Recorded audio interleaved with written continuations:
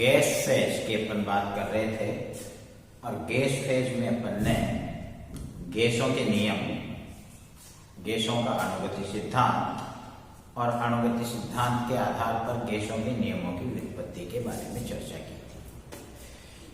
अब आदर्श गैस समीकरण की सीमाओं के बारे में अपन जानते हैं कि ये कहां तक सत्य है, कहां फॉल्ट हो जाती है। आदर्श गैस समीकरण होती है पीवी बराबर A0। कोई भी गैस ताप और दाब की समस्त परिस्थितियों में यदि इस समीकरण का पालन करती है तो वो आदर्श गैस कहलाती है।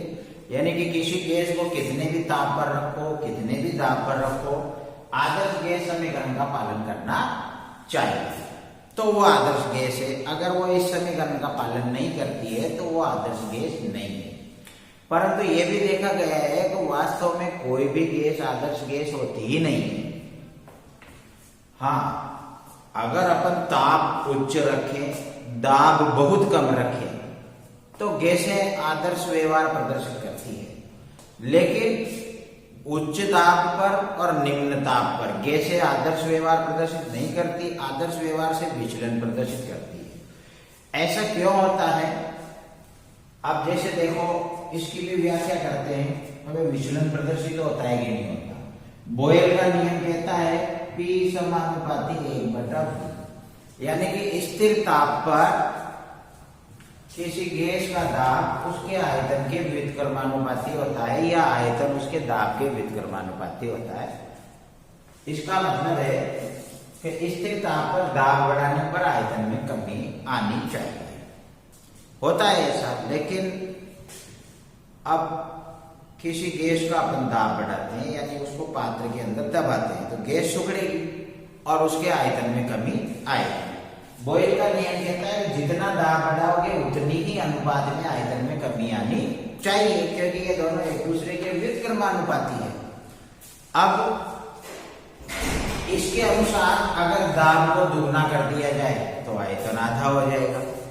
दाब को यदि 4 गुना कर दिया जाए तो आयतन 1/4 रह जाएगा। तो ऐसे अगर अपन दाब बढ़ाते जाएंगे तो कभी न कभी आयतन शून्य के लगभग निकट आ जाएगा, यानी आयतन शून्य हो जाना चाहिए। लेकिन अपन जानते हैं कि किसी गैस को कितना भी संपीड़ित कर दो, कितना भी दबा दो, उसका आयतन शून्य नहीं हो सकता। तो यहाँ बहुत उच्च दाब पर गैस बॉयल के नियम की पालन नहीं करती, यानी कि वो आदर्श गैस नहीं है। उच्च दाब पर क्या होता है कि ज्यादा दबाने के बाद गैस के अणु पास आ जाते हैं, तो उनके मध्य रिक्त स्थान कम हो जाता है, तो उनको अब और अधिक दबाया नहीं जा सकता। तो कुल मिलाकर अब यदि अपन दाब भी बढ़ाएंगे तो वो उनके अणु उस अनुपात में पास नहीं आ पाएंगे, यानी आयतन में कमी उस अनुपात में नहीं हो पाएगी जिस अनुपात में हम दाब बढ़ा रहे हैं। तो उच्च दाब पर दाब और आयतन एक दूसरे के व्युत्क्रमानुपाती नहीं होंगे। तो उच्च दाब पर गैस बॉयल के नियम की पालना नहीं कर रही, तो इसका मतलब वो आदर्श गैस नहीं है। चार्ल्स के नियम की बात करें तो चार्ल्स का नियम बोलता है V समानुपाती T। गैसों के आयतन परम ताप के समानुपाती होते हैं, यानी कि यदि अपन आयतन में वृद्धि करेंगे तो ताप में वृद्धि हो जाएगी। इसका मतलब आयतन या ताप में कमी करेंगे तो आयतन कम होगा, ताप घटाते जाएंगे उसी अनुपात में आयतन घटता जाएगा। तो ताप घटाते घटाते कभी न कभी आयतन 0 होना चाहिए, लेकिन वही बात होगी कि आयतन 0 होता ही नहीं है। कितना भी कम ताप रख दो, कितना भी उच्च दाब कर दो, तो इसका मतलब उच्च दाब और निम्न ताप पर गैसें ना तो बॉयल के नियम की पालना करती है, ना चार्ल्स के नियम की पालना करती है। तो उच्च दाब और निम्न ताप पर गैस आदर्श हो नहीं सकती।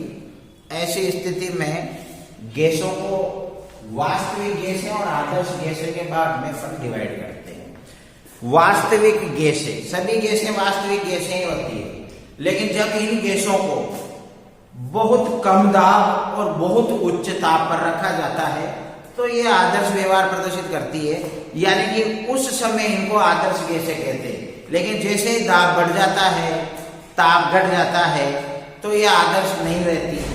तो ऐसी सभी गैसें वास्तविक गैस कहलाती है। तो आदर्श गैसें होती नहीं है, वास्तविक गैसें ही ताप और दाब की एक निश्चित परिस्थिति में आदर्श गैसों के समान व्यवहार करती है। अब आदर्श व्यवहार से विचलन की अगर अपन व्याख्या करें तो वापस अपन चर्चा करते हैं गैस समीकरण के लिए। गैस समीकरण होती है पीवी बराबर एन आर टी।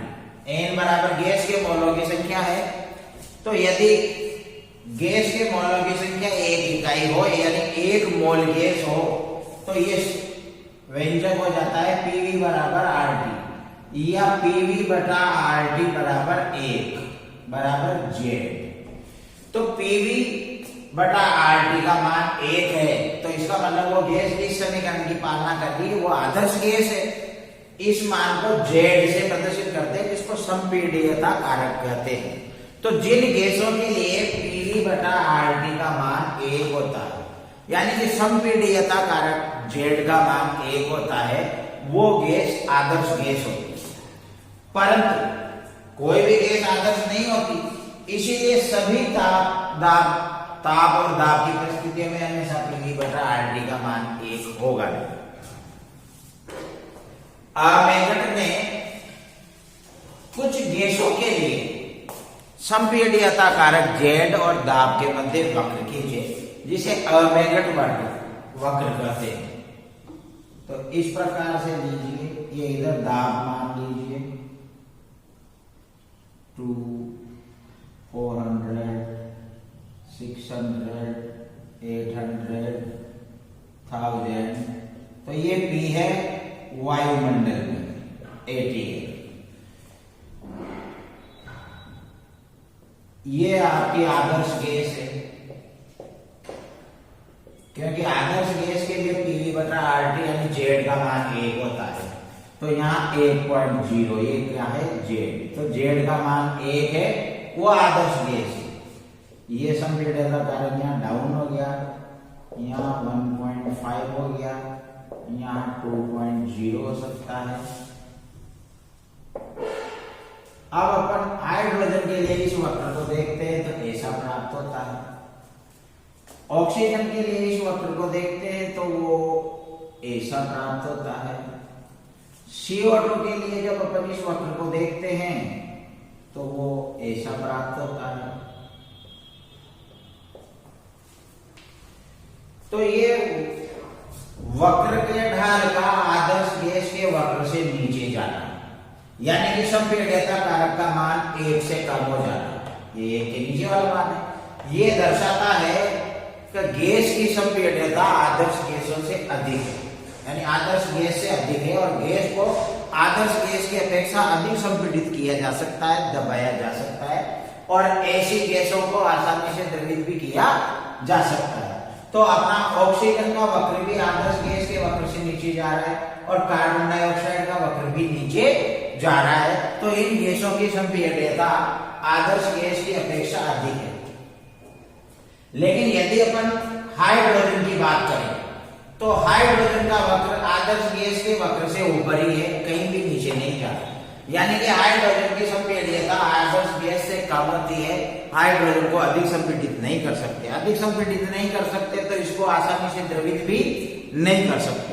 जब ये वक्र शून्य से बहुत कम ताप पर यानी शून्य से काफी नीचे ताप पर चला जाएगा तब कहीं जाकर हाइड्रोजन के लिए वक्र आदर्श गैस से नीचे आएगा, यानी कि तब जाकर अपन हाइड्रोजन को द्रवित कर सकते हैं, जो इतना आसान नहीं है, अत्यंत कठिन काम होता है। हाइड्रोजन और हीलियम इन गैसों के वक्र हमेशा आदर्श गैस के वक्र से ऊपर ही होते हैं और इनका द्रवीकरण यूं मान लीजिए कि अत्यंत कठिन होता है, यानी सामान्य परिस्थितियों में संभव नहीं होता है। इन गैसों के अलावा अन्य सभी गैसों के वक्र पहले आदर्श गैस के वक्र से नीचे जाते हैं और फिर तेजी से ऊपर बढ़ते हैं, यानी कि प्रारंभ में दाब में वृद्धि के साथ इनकी संपीड्यता आदर्श गैस से बढ़ती है, यानी प्रारंभ में इनको आराम से दबा सकते हैं। लेकिन जब दाब बहुत उच्च हो जाएगा तो उच्च दाब पर ये सारे वक्र आदर्श गैस से ऊपर निकल गए, यानी कि इनकी संपीड्यता आदर्श गैस से कम हो गई और उच्च दाब पर इनको बहुत ज्यादा फिर अपन दबाकर आयतन में कमी नहीं ला सकते। तो उच्च दाब पर गैसों की संपीड्यता घटती है, जो आपका अमेगट वक्र बता रहा है। इसके अलावा ये तो अपन ने अलग अलग गैसों के लिए संपीड्यता कारक जेड और दाब के मध्य वक्र खींचे। अब अपन एक ही गैस के लिए भी इस वक्र को खींचेंगे और एक ही केस वो अपन एथिलीन लेकर चलते हैं। अब एथिलीन के लिए अपन संपीड़ितता कारक Z और दाब के मध्य अलग अलग तापों पर वक्र खींचेंगे।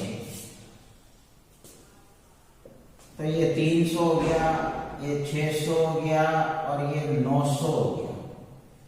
ये P आपका वही ATM दाब है। इधर आपका 1, 2, 3 ये संपीड़ितता कारक Z है। तो Z का मान जब 1 होता है तो ये क्या हो जाती है आपकी आदर्श गैस। अब यहां पर बात करते हैं अपन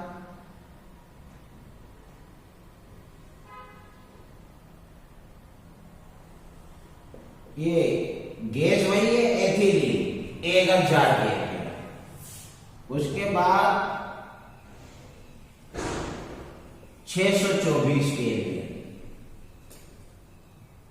उसके बाद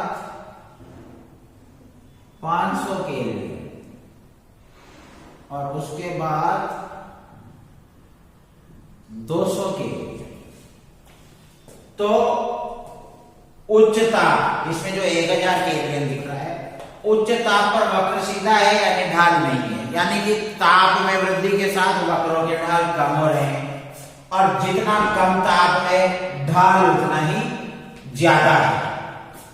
अब एथिलीन गैस की बात करें अपन 624 केल्विन ताप और लगभग 200 वायुमंडल दाब तक, ये इस पोजीशन तक, ये लगभग यहां पर 200 ही मान लीजिए, 200 वायुमंडल ताप पर एथिलीन के लिए जो वक्र है वो आदर्श गैस के साथ साथ चल रहा है।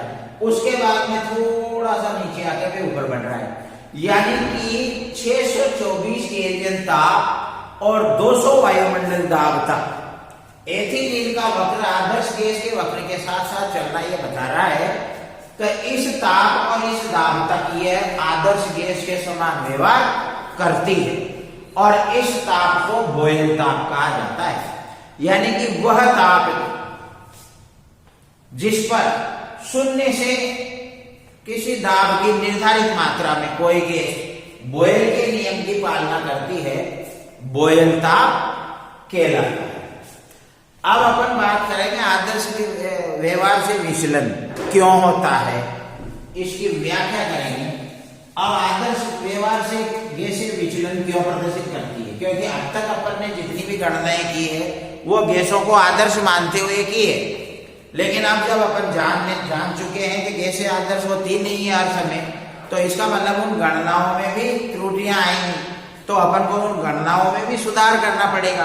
तो कहाँ कितना आदर्श व्यवहार से विचलन होगा, तब कितना सुधार करना पड़ेगा, ये जानने के लिए अपन को पहले विचलन से संबंधित कुछ बातें देखनी पड़ेगी कि विचलन क्यों हो रहा है।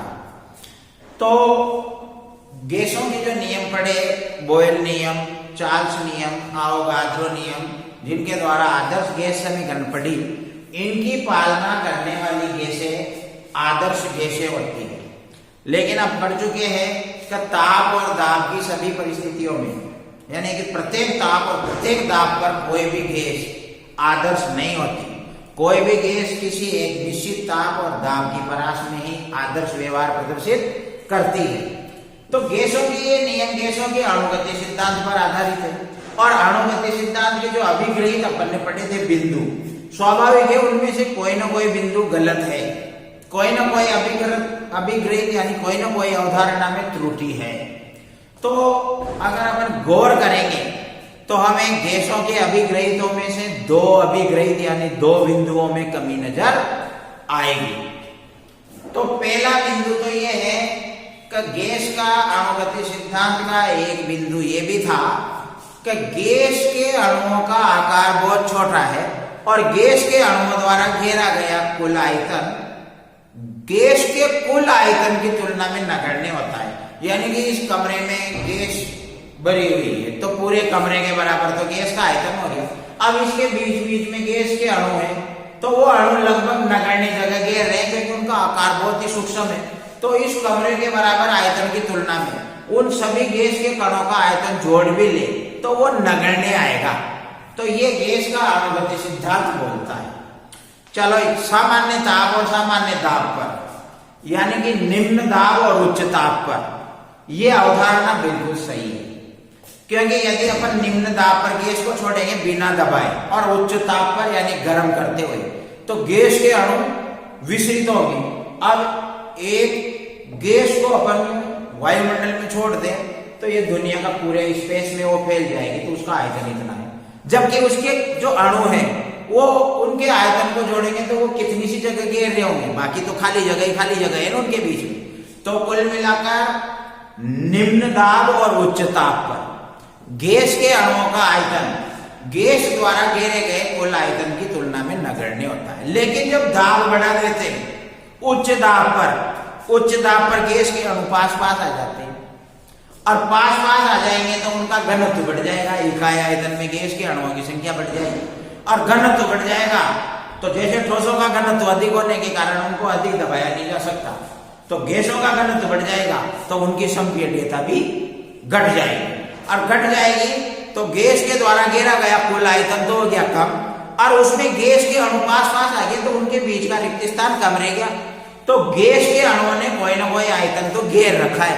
इस समय यानी उच्च दाब पर और निम्न ताप पर गैस के अणुओं को के घेरे गए आयतन को हम उसके कुल आयतन की तुलना में नगण्य नहीं मान सकते। तो निम्न दाब और उच्च ताप पर गैस के अणु 0.014% कुल गैस के आयतन की तुलना में घेरते हैं, यानी कि गैस का टोटल जितना भी आयतन होगा ना उसका मात्र 0.014% भाग कणों के द्वारा घेरा रहेगा, बाकी रिक्त स्थान रहेगा। तो इस परिस्थिति में हम कह सकते हैं कि गैस के अणुओं द्वारा घेरा गया आयतन गैस के कुल आयतन की तुलना में नगण्य है। अब यदि अपन दाब में 100 गुना वृद्धि कर देते हैं तो इसको 100 से गुणा करते हैं, ये 1.4% हो गया। अगर अपन दाब में 1000 गुना की वृद्धि कर देते हैं तो ये 14% हो गया। तो 1.4% गैस के कणों ने स्थान घेर रखा है या 14% घेर रखा है, ये नगण्य नहीं है। तो इसका मतलब उच्च दाब पर गैसों के अणुओं के द्वारा घेरा गया स्थान गैस के कुल आयतन की तुलना में नगण्य नहीं माना जा सकता। इस वजह से बॉयल का नहीं है, कुल मिलाकर गैस के अणुगति सिद्धांत की अवधारणा फेल हो रही है। दूसरी बात, दूसरी जो अभिग्रहित है जो कि अपन को बताएगी, दूसरी अभिग्रहित गैस के एक बिंदु ये भी था कि गैस के अणुओं के मध्य कोई आकर्षण बल नहीं होता। चलो मान लिया अगर निम्न दाब पर और उच्च ताप पर गैस है तो गैस फैलती चली जाती है, और फैल रही है यानी गैस के अणु दूर दूर जा रहे हैं, तो स्वाभाविक है उनके अणुओं के मध्य कोई आकर्षण बल नहीं है। लेकिन उच्च दाब और निम्न ताप पर अणु पास आ जाएंगे और पास आ जाएंगे तो फिर उनके मध्य अंतरा आणविक आकर्षण बल जरूर है। तो ये अणुगति सिद्धांत की अवधारणा भी फ्लॉप है नहीं। तो गैसों के अणुओं के मध्य अंतरा आणविक आकर्षण बल नहीं होते हैं, ये कहता है अणुगति सिद्धांत। लेकिन वास्तव में गैसों के अणुओं के मध्य अंतरा आणविक आकर्षण बल होते हैं। इसके पक्ष में अपन प्रमाण भी दे सकते हैं। एक तो गैसों का द्रवीकरण, हम जानते हैं कि गैसों को अगर दाब बढ़ाया जाए उच्च दाब और ताप घटाया जाए तो गैस द्रव में बदल जाती है। तो गैस द्रव में बदल रही है तो इसका मतलब गैस के अनुपात पास आ रहे हैं अंतरा आणविक आकर्षण बल के कारण, इसीलिए द्रव में बदल रही है। तो साफ साफ ये बात है कि गैसों के अणुओं के मध्य अंतरा आणविक आकर्षण बल होते हैं। दूसरा है जूल थॉमसन प्रभाव। जूल थॉमसन प्रभाव है कि यदि किसी गैस को निर्वात में प्रसारित होने दिया जाए तो शीतलन प्रभाव दिखाई देता है, यानी कि गैस ठंडी हो जाती है, गैस का ताप घट जाता है। अब ऐसा क्यों हुआ कि जब निर्वात में गैस को प्रसारित करेंगे तो गैस के अणु दूर दूर जाएंगे, तो इसका मतलब उनके मध्य मानना पड़ेगा कि अंतरा आणविक आकर्षण बल थे, तो दूर दूर जाएंगे तो वो बल टूटेंगे और उन बलों को तोड़ने के लिए ऊर्जा की आवश्यकता होगी, और वो ऊर्जा गैस को गतिज ऊर्जा से प्राप्त होगी। तो गैस के अणु जो गति करेंगे वो ऊर्जा उनके अंतरा आणविक आकर्षण बलों को तोड़ने में आवश्यक हो रही है, तो गैस की ऊर्जा घट रही है, इसीलिए गैस ठंडी हो रही है। तो साफ साफ है कि यहाँ भी अपन को मानना पड़ेगा कि गैस के अणुओं के मध्य अंतरा आणविक आकर्षण बल होता है। अगर नहीं होता तो निर्वात में उनको प्रसारित करने पर उनका शीतलन प्रभाव नजर नहीं आता, वो ठंडी नहीं होती। तो गैस की ये दो अवधारणाएं, गैस के अणुगति सिद्धांत की ये दोनों अवधारणाएं पूरी तरह से सत्य नहीं है। ये कुछ विशिष्ट परिस्थितियों में सत्य है, लेकिन प्रत्येक परिस्थितियों में सत्य नहीं है। इसीलिए गैसें आदर्श व्यवहार से विचलन प्रदर्शित करती है। तो फिर वान डेर वाल नाम के वैज्ञानिक ने गैस समीकरण में जो पीवी बराबर nRT है उसमें आवश्यक संशोधन किए, जिसमें आदर्श व्यवहार के विचलन की व्याख्या की जाएगी, उसको समावेशित किया जाएगा और एक नई समीकरण बनेगी जिसे हम वान डेर वाल समीकरण कहेंगे, जो आदर्श गैस के साथ साथ वास्तविक गैसों के व्यवहार की भी व्याख्या करेंगे। तो उसकी चर्चा हम अगली क्लास में करेंगे। धन्यवाद।